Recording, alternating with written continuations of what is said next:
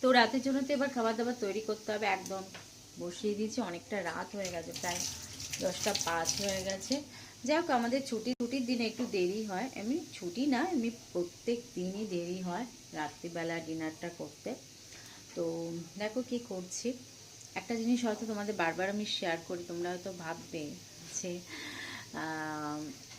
আমরা হয়তো এটাই খাই, কিন্তু না, এটা বাদেও আমাদের অনেক কিছু থাকে। সব কিছু সেটা দেখানো হয়ে ওঠে না, মানে ভিডিও করতে গেলে তো একটা সময় লাগে, তো আমার কাছে সময়টা একটু খুব কম।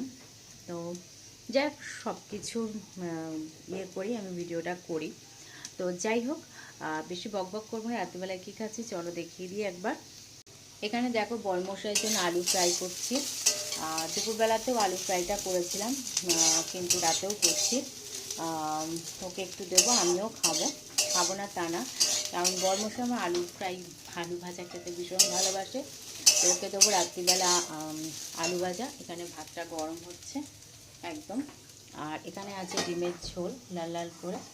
আর এখানে আমার আছে কালকে তরকা করেছিলাম, সেই তরকাটা এখন গরম করব।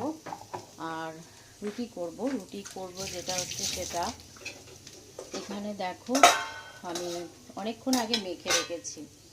আজকে যেটা করব সেটা হচ্ছে ওটসের রুটি করব একদম।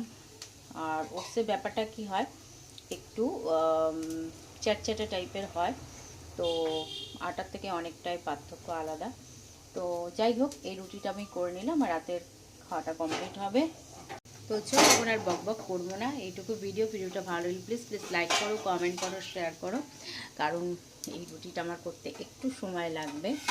তো যাই হোক, এখনকার মতো টাটা।